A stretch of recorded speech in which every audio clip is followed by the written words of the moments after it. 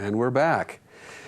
And before we left off, we were discussing basically how to, or one caller's question, what is the procedure, or why do some people, are some people allowed to have exotic animals and others not?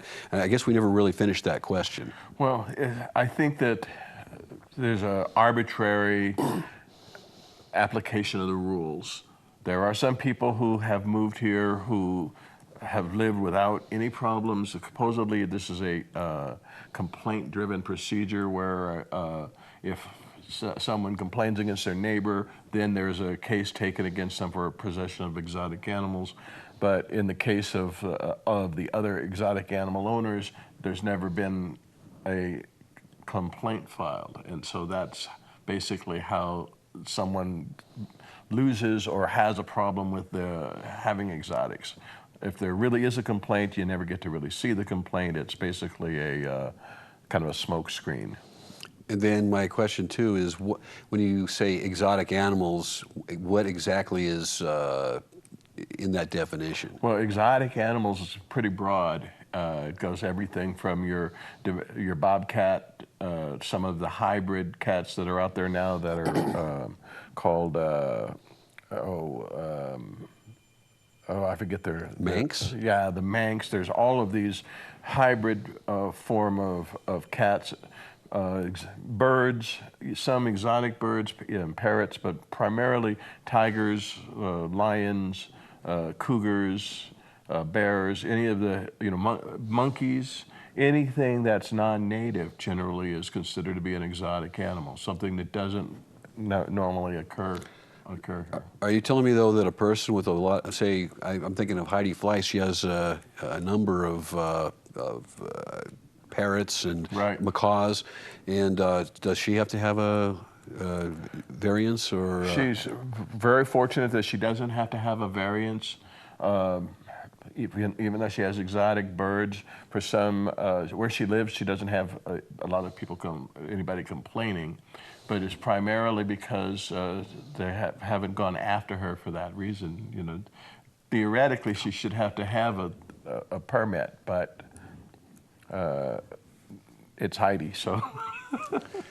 Well, and also I think it has to do with, I would imagine, the concern of a lot fewer problems, I would imagine, would be encountered with parrots versus a dangerous animal. Right, a big cat or others. But we have had folks that lost their zoning in Las Vegas who have now moved out here and have been here for 2 or 3 or 4 years without any problems. They have no, other than the neighbors notice the roars and sounds from the animals, but there's really just a kind of an uneven application of the way the rules work here, and it shouldn't be that way.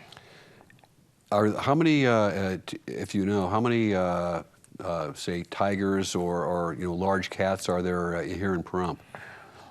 Easily 30 big cats. We have 9. But there are 4 other facilities that have big cats, tigers, as well as lions. Some have the smaller servals and Canadian lynx and these types of people. But there's at least 30 big cats that live in Nye County. And of those 30 big cats, how many big cat owners do we have? 4, or about 4, I'd say 4 to 5. Okay. Do we have a caller? Yes. Go ahead, state your question. Yeah, I'm calling in about Nye County planning and zoning.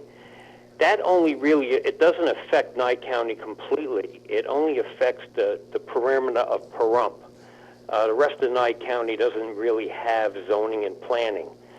And the problem is, where Karl is, if he's on the border of that line, he could actually ask for permission to remove himself out of the zoning area, and then he wouldn't have a problem at all.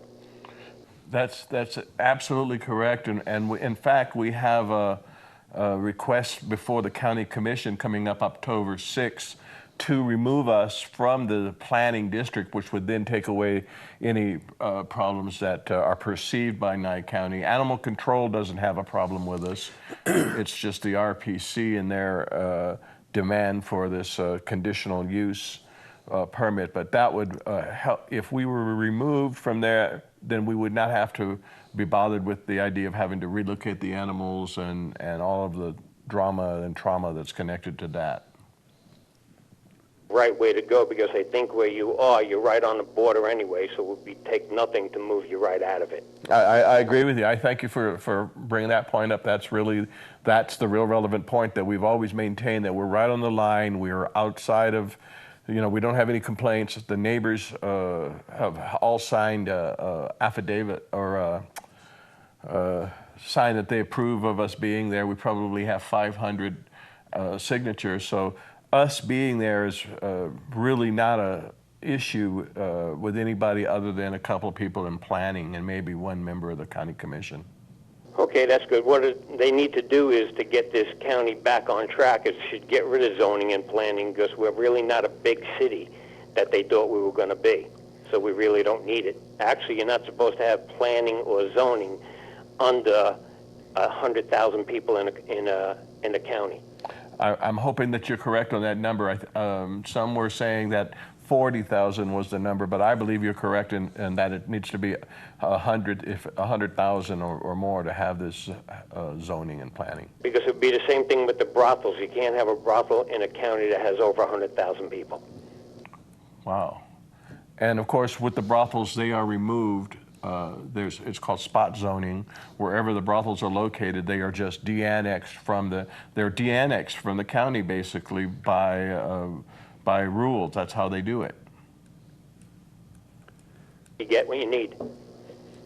Now, what issue do you have, caller, on zoning? Because sometimes, I mean, I understand that at times it can impinge on people's rights, but other times it helps a town or society to have certain things outside. I mean, like I say, a pig farm, that's would be considered a nuisance, but you wouldn't want that too close to where you were living. And if we didn't have zoning or any type of protection outside of nuisance laws, you might have a real uphill battle just living your day-to-day life.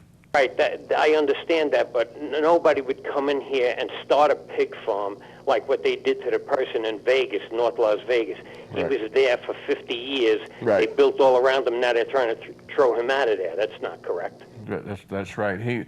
He was a good guy too. I know R.J. Coombs for many years. He took all the food that they threw away from all the hotels and that's what he used to feed out to the pig farm.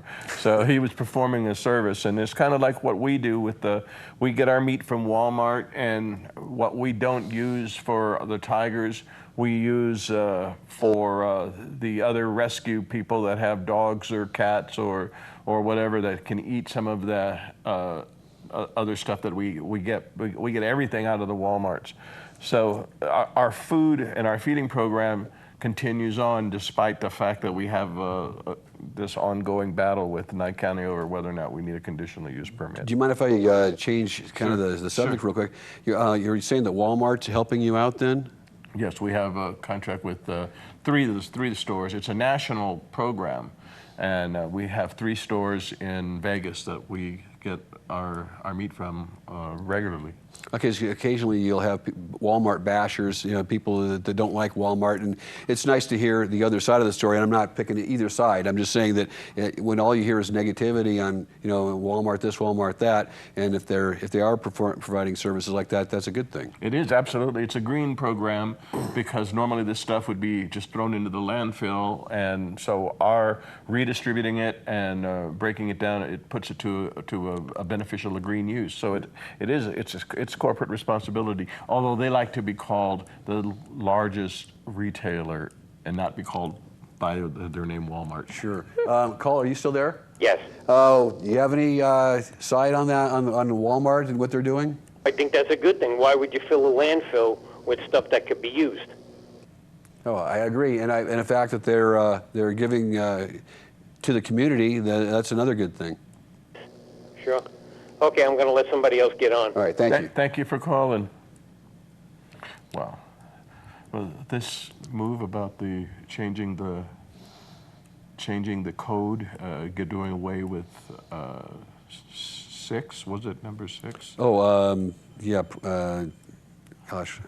County ordinance. Yeah, County Ordinance 6. And that Title 6. Title 6. And I'm glad that they did rethink it, because basically there are abilities for the county to be able to fund animal control. There's a responsibility for rabies control as well. That's through and that's actually, I think, called the duties of the sheriff. And but the sheriff has put it onto another department, and that department's emergency services, and they try to do the best that they can do with the limited resources they have. I think the animal control officers are really good, but there are some other folks in Nye County management that need to pay closer attention to the details, and that's how to get this thing funded, where the money sources are available already, and how to keep the shelter open so that people have a place to bring their unwanted animals. Okay, and then we got a break coming up. After the break, I want to discuss Title 6 of the Nye County Code, and discuss what the plans of it are, and what looks like the future of it.